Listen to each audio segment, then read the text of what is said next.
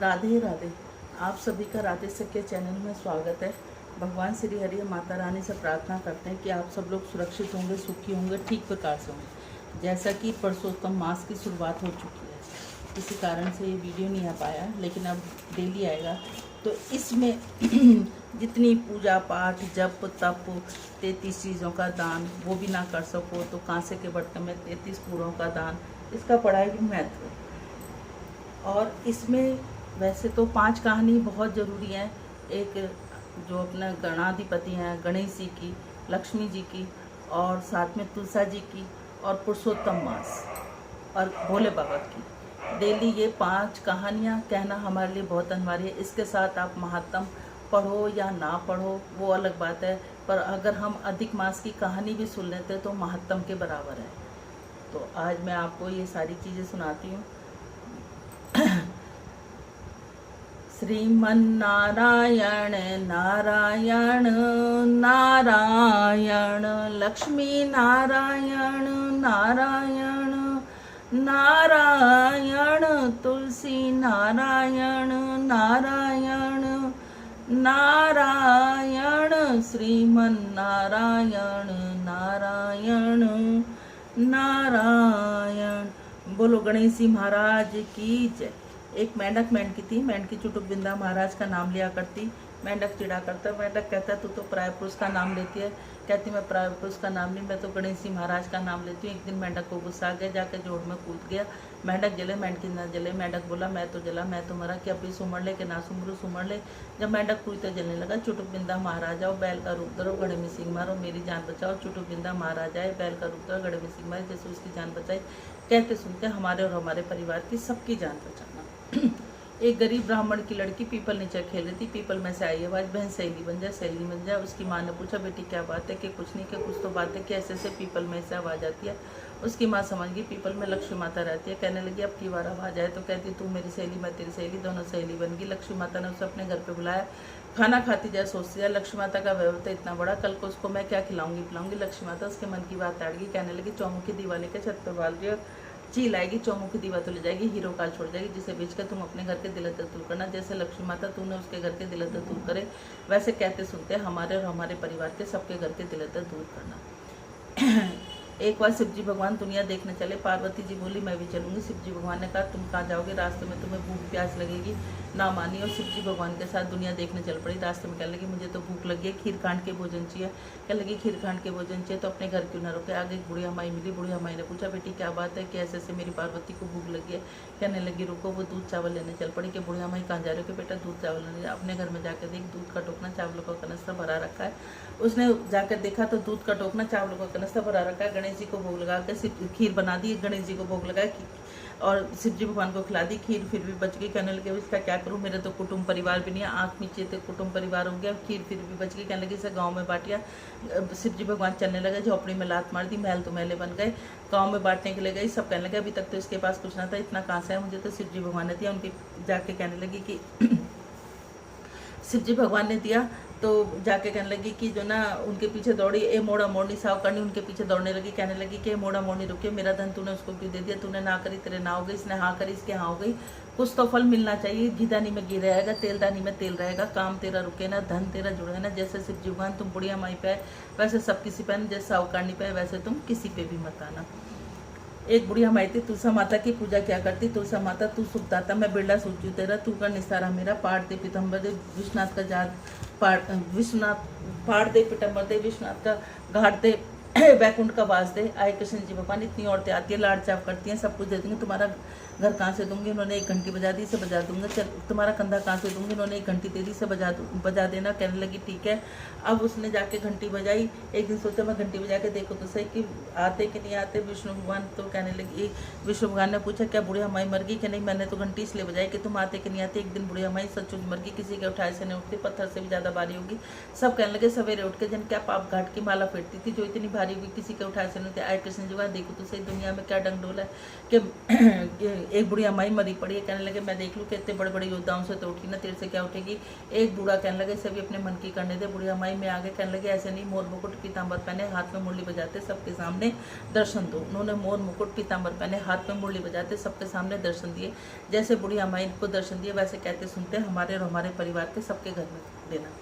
जैसे कि अधिक मास शुरू हो रहा है और हम अब अधिक मास, जिसको कई लोग लौंद का महीना, कई लोग पुरुषोत्तम मास, कोई लोग अधिक मास, जो जैसा भी बोलता है, इसमें ज़्यादा से ज़्यादा विष्णु भगवान की पूजा पाठ होती है।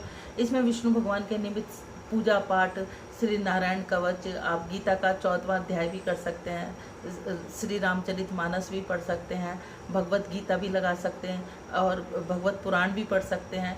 और जितना ओम नमो, और कुछ नहीं कर सकते तो सारा दिन ओम नमो भगवते वासुदेवाय का जाप कर सकते हैं। जितना ज़्यादा जाप करेंगे उतना ही। अगर आपके घर में, मैंने पहले भी बताया था कि अगर सूखी लकड़ी है तो उसकी छोटे छोटे पीस कर रुई के अंदर लपेट कर भगवान के निमित्त उनको, उसकी आप जोत भी बनाकर उनकी पूजा भी कर सकते हैं। और लकड़ी की अगर जड़ है तो उसको घिसकर भगवान को उसको चंदन भी लगा सकते हैं। इस तरीके से जितना चाहें वैसे आप पूजा पाठ कर सकते हैं। आप कुछ ना कर सके तो इस अधिक मास में 108 चावल डेली विष्णु भोले बाबा को चढ़ा दें, उससे भी आपकी कोई भी रुकी हुई मनोकामना वो भी पूरी हो जाएगी। अब अधिक मास की कहानी, अधिक मास की कहानी कहने से भी हमारे बहुत सारे दिल अंदर पार हो जाते हैं। एक बुढ़िया माई थी, उनके एक बेटा और बहू थे। बूढ़ी माई बहुत ही धार्मिक महिला थी, हर तीसरे महीने पर अधिक मास आने पर दान धर्म किया करती। एक बार उसके बहू बेटों ने कहा माँ हर बार अधिक मास आने पर आप दान धर्म पूजा पाठ व्रत सब कुछ करती हो, पर इसका क्या फल मिला। उसके बेटे ने कहा माँ शादी को 5 वर्ष हो गए, ना तो हमारे औलाद है ना ही मुझे कोई अच्छी नौकरी लगी। इस पर बूढ़ी अम्मा बोली कि मैं पुरुषोत्तम भगवान से मिलकर पूछूंगी कि मेरे स्नान दान पुण्य का फल कब मिलेगा। यह कहकर बूढ़ी अम्मा जय हो पुरुषोत्तम मास की कहती हुई घर से चल पड़ी। बहू बेटों ने बहुत रोका, कहने लगी मैं जब तक पुरुषोत्तम मास के भगवान मुझे नहीं मिलेंगे मैं वापस नहीं आऊँगी। अब वो ऐसे जय हो पुरुषोत्तम मास, जय हो पुरुषोत्तम भगवान की जय ऐसे करती करती आगे चली तो उसे एक कोढ़ी मिला। कोढ़ी ने पूछा बुढ़िया अम्मा कहाँ जा रहे हो। कि मैं पुरुषोत्तम भगवान से मिलने जा रहा हूँ। कि ठीक है, मेरा भी एक प्रश्न पूछना कि मैं 15 साल की उम्र से कोढ़ भुगत रहा हूँ, मैंने ऐसा कौन सा पाप किया था जो मेरे ये कोढ़ हुआ। कहने लगी ठीक है। ऐसे कह के फिर वो आगे चल पड़ी, कहने लगी जय हो पुरुषोत्तम भगवान, जय हो पुरुषोत्तम भगवान। आगे चले तो उसे एक कुमार कुमारी मिले। उन्होंने कहा कि बुढ़िया माई अम्मा कहाँ जा रहे हो। कि मैं पुरुषोत्तम भगवान से मिलने जा रही हूँ। कि ठीक है, हमारा भी एक क्वेश्चन पूछना, हम जितना भी घड़े बनाते हैं वो फूट जाते हैं, अगर एक आध बच भी जाए तो वो हवा में फूट जाते हैं। तो कहने लगी ठीक है, मैं ये भी तुम्हारी बात पूछूंगी। ऐसे कहकर फिर वो आगे चल पड़ी। आगे उसे नाग नागिन मिले। नाग बोला कि मैं तुझे डसूंगा। कहने लगी भाई मुझे डस लियो, लेकिन पहले मैं पुरुषोत्तम भगवान से मिल लूँ, जब वो मुझे मिल जाएंगे तो तब तुम मुझे डस लियो। ऐसे कहकर पुरुषोत्तम भगवान की जय, पुरुषोत्तम भगवान की जय ऐसे करते करते वो आगे चल पड़ी। तो आगे चलने के लिए हुई तो नाग ने कहा कि अच्छा तुम पुरुषोत्तम भगवान से मिलने जा रहे हो तो हमारा भी क्वेश्चन पूछना। मेरी नागिन को हर बार अंडे देती है, उसमें से सपोले बनने से पहले ही वो अंडे फूट जाते हैं, सब खराब हो जाते हैं। कहने लगी ठीक है। अब वो वहाँ आगे चली तो उसे एक साधु बाबा मिले। साधु बाबा ने पूछा बुढ़िया माई कहाँ जा रहे हो।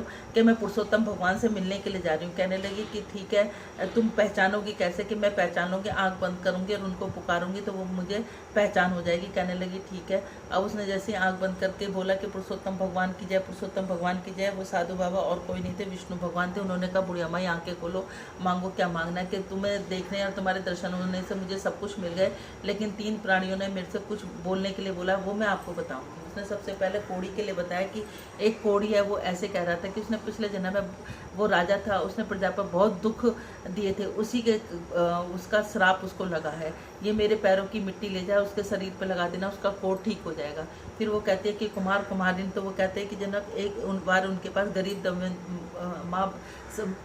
गरीब दमयंती आए थे और उन्होंने अपनी बेटी के लिए एक घड़ा मांगा। इन्होंने पैसे के बिना उसको घड़ा देने से मना कर दिया। 100 घड़े प्याऊ में दान करे तो उसको ये भी कष्ट दूर हो जाएंगे। कहने लगी ठीक है। फिर उसने पूछा नाग नागिन के बारे में पूछा तो वो कहने लगी कि उसके सपोले बनने से पहले ही बच्चे मर जाते हैं। तो कहने लगी कि उसने एक गर्भवती स्त्री जो गर्भ बहुत तड़फ रही थी दर्द से, वो एक पेड़ के नीचे बैठी थी। नागिन ने खेल खेल में उसको डस लिया, उसका बच्चा और वो दोनों मर गए। उसी का उसको श्राप लगा है। तो उसके पास एक स्वर्ण मणि है, वो किसी को दान कर करते तो ये पाप भी खत्म हो जाएगा। कहने लगी ठीक है। ऐसे कहकर वो चल पड़ी। सबसे पहले नाग नागिन मिले तो उन्होंने उसको बताया, तो वो कहने लगे हम नाग नागिन है, हमारे पास डर के मारे कोई आएगा नहीं, इसलिए स्वर्णमणि तुम ले जाओ। वो स्वर्णमणि बुढ़िया आगे लेके फिर कहने लगी पुरुषोत्तम माँ भगवान की जय, पुरुषोत्तम भगवान की जय। उसको फिर कुमार कुमारी मिले तो उनको बताया कि तुमने ऐसा किया है, तुम 100 घड़े कहीं प्याऊ में दान करो। उन्होंने कहा बुढ़िया माई आज ही हम 100 घड़े प्याऊ में दान कर देंगे। कहने लगे अब तुम्हारे घड़े कभी फूटेंगे नहीं। ऐसे कहकर फिर वह कोढ़ी के पास आई तो फिर वहीं पर ही कहने लगी पुरुषोत्तम भगवान की जय। तो कोढ़ी से कहा कि तू पिछले जन्म में राजा था, तूने बहुत पाप किए, इसलिए भगवान ने अपनी पैरों की मिट्टी तुझे दी है, वो कोढ़ पे लगा ले। बुढ़िया माई ने जैसे भी अपनी झोली खोली और उसमें से मिट्टी लगानी शुरू करी, उसके कोढ़ सही हो गया। तो उसने बहुत सारा उसको धन दौलत देकर उसको विदा कर दिया। घर पहुंची तो जहाँ झोंपड़ी थे वहाँ महल बन गए। बहू बेटों को पता चला, दोनों दौड़ कर आए और अपने माँ के पैरों में पड़ गए। कहने लगे कि माँ तुम्हारे जाने के बाद मुझे बहुत अच्छी नौकरी लग गई और तुम्हारी बहू भी आज गर्व से है। वो कहने लगे इस पुरुषोत्तम मास की भगवान की महिमा का पुण्य है। तो वो कहने लगे आज के बाद अम्मा हम तुम्हें कभी कुछ नहीं रोकेंगे, कोई भी किसी को कुछ ना बोले, जो पुरुषोत्तम मास में जितना दान पुण्य और जितना पूजा पाठ हो सके करे। जैसे भगवान ने उसको दिया वैसे कहते सुनते हमें और हमारे परिवार को सबको देना। इसलिए ही हम सब लोग बार बार आपको वीडियो में बता रहे हैं कि ये इतना पावन महीना, और वो भी सावन में 2 सावन पड़ना, ये तो अद्भुत महीना हो गया।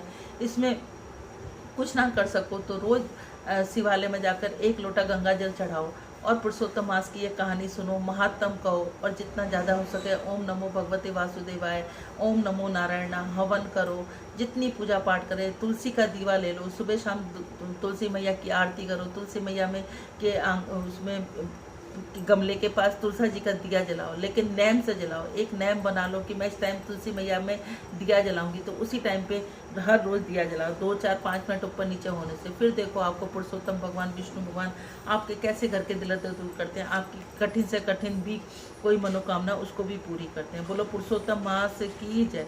पुरुषोत्तम मास का अध्याय 2 दिन निकल गए, तो मैं आज दोनों अध्याय डाल रही हूँ। कल से आपको हर रोज का अध्याय हर रोज मिल जाया करेगा। पहला अध्याय, एक बार बहुत से ऋषि मुनि 9वीं शरण में जाकर यज्ञ करने से उद्यम थे, तो उसी समय सूजी तीर्थ यात्रा से निमित्त भ्रमण करते हुए अपने शिष्यों सहित वहां आए। मुनियों को देखकर नमस्कार कर आनंद मगन हो गए। वलकल वस्त्र पहने, प्रसन्न मुख, शांत परमार्थ से निपुण, चंदन से शोभायमान, तुलसी की माला, जटाओं का मुकुट धारण किए हुए महाशरणम इस अद्भुत मंत्र को जपते हुए सूजी को देखकर 9वीं शरण के महर्षि उठकर खड़े हो गए। मुनियों ने हाथ जोड़कर कहा, हे सूजी, हम सबको भगवान की अद्भुत कथाओं को सुनने की इच्छा है। तब सूजी ने प्रशंसा से सब ऋषियों के आगे हाथ जोड़कर नमस्कार किया। ऋषि कहने लगे, सूजी, हमने आपके सुंदर आसन बनाया, आप इस पर बैठिए। आप बड़े भाग्यवान हो, आपने गुरु की कृपा से भागवत के रहस्यों को वर्णन करने की शक्ति प्राप्त किया। इस संसार सागर में हजारों बातें सुनने होंगे, परंतु उसमें से जो सार वस्तु है वह संसार सागर में डूबे हुओं को पार करने के लिए जो श्रेष्ठ कथा आपके विचार में निश्चित है वह सुनाइए। सोनकादि के पूछे जाने पर श्री सूजी कहने लगे, विप्र, मेरे वचनों को सुनो। मैं पहले पुष्कर तीर्थ गया, वहाँ से हजारों तीर्थों से होता हुआ हस्तिनापुर गया। वहाँ राजा परीक्षित अपने राज्य को छोड़कर अनेक महापुण्यवान ऋषियों के साथ गंगा के किनारे जा रहे थे। उनमें अनेक सिद्ध योगी और महासिद्ध मुनि थे। वे वहाँ पर उस राजा को पूछ ही रहे थे कि वहाँ कृष्ण भगवान के चरण कमल में मन लगाए महामुनि व्यास जी के पुत्र सुखदेव जी पधारे, जिनकी आयु 8 वर्ष की थी। संघ के समान कक्ष, ऊंचे चिकने केसों से घिरे हुए दृढ़ कंधे, चमकती क्रांति थे। वह अवधूत वेश ब्रह्म स्वरूपा थे। ऐसे महामुनि शुक्रदेव को देखकर वह सब मुनि हाथ जोड़कर खड़े हो गए। तब मुनियों के बनाए हुए कमल चक्र जैसे ऊंचे आसन पर शुक्रदेव जी को बिठाया गया। उस आसन पर बैठे हुए ज्ञान समुद्र के चंद्रमा शुक्रदेव जी ऋषियों को पूजा को ग्रहण कर ऐसे शोभायमान हुए जैसे तारा गणों में चंद्रमा शोभायमान होता है। बोलो पुरुषोत्तम मास के महात्म की जय। दूसरा अध्याय, सूजी कहने लगे, ऋषियों, श्री सुखदेव जी के राजा परीक्षित को श्री भगवत की कथा सुनाते हुए देख कर आया हूँ। ऋषि कहने लगे, सूजी, जो आपने वेद व्यास जी के मुख से सुना वही कथा सुनाई। सूजी बोले, ऋषियों, जैसा मुझ में ज्ञान है वैसा ही व्यास जी के मुख से सुना मैं तुमसे कहता हूँ। एक समय नारद जी विचारते हुए भगवान नारायण के निवास स्थान जा पहुंचे। वहाँ भगवान के चरणों में अलकनंदा बह रही थी। वहाँ पर ब्रह्म में लगाए जितेंद्र निर्मल तेजो में ऋषि को देखकर भगवान ने उनको नमस्कार किया। साक्षात नमस्कार कर विष्णु जी की स्तुति करते हो। नारद जी कहने लगे, हे देवादिदेव संसार के स्वामी दया सिंधु, आप सत्यवती नित्य सत्य ही हैं, सत्य के स्वरूप सत्य से ही उत्पन्न हो, सत्य योनि ही आपको नमस्कार। हे भगवान, सब प्राणियों के हृदय के विषय में आसक्त है, स्त्री पुत्रादि के मोह में फंसे हुए गृहस्थी लोगों का हित करना वाला मेरे लिए जो लाभदायक कुछ विचार कर मुझे बताइए। मैं आपके मुखारबिंद से कुछ सुनने के लिए ब्रह्मलोक में यहाँ आया हूँ। नारद जी के ऐसे वचनों को सुनकर भगवान हंसकर नारद जी से कहने लगे, हे नारद, भगवान श्री कृष्ण की पुण्य कथा को सुनो। हे तात, जगत के विधाता, सबको एक पल मात्र में नाश करने वाले, उनके कर्मों को कहने वाले पृथ्वी में ऐसा कौन सामर्थ्य है। हे नारद, ऐसी सारयुक्त कथा तुम जो जानते हो, परंतु फिर भी दरिद्र को हारने वाला, यश श्रेष्ठ पुत्रों को देने वाला, मोक्ष देने वाला, शीघ्र सेवन योग्य ऐसे अद्भुत पुरुषोत्तम महात्म को कहता हूँ। नारद जी कहने लगे, प्रभु स्वामियों, मेरे चैत्रादि महा तो सुने, परंतु उसमें पुरुषोत्तम मास नहीं सुना। यह पुरुषोत्तम मास कौन सा मास है और कैसे हुआ है? हे कृपा निधि, यह सब मुझे बताइए। इस महा का स्वरूप विधान मुझसे कहिए। क्या कहना चाहिए? स्नान कैसे करें? दान क्या करें? जब पूजा तथा उपवास जी क्या साधन है? इसके अतिरिक्त और भी कोई सार है तो वो सब बताइए। सूर्य जी कहने लगे, ऋषियों, नारद जी के ऐसे जन हितकारी वचनों को सुनकर भगवान चंद्रमा के समान शीतल और शांति देने वाले वचन बोलने लगे। बोलो पुरुषोत्तम मास की जय। श्रीमन्नारायण नारायण नारायण, लक्ष्मी नारायण नारायण नारायण, तुलसी नारायण नारायण नारायण, श्रीमन्नारायण नारायण नारायण। हे नाथ नारायण वासुदेवा, हे नाथ नारायण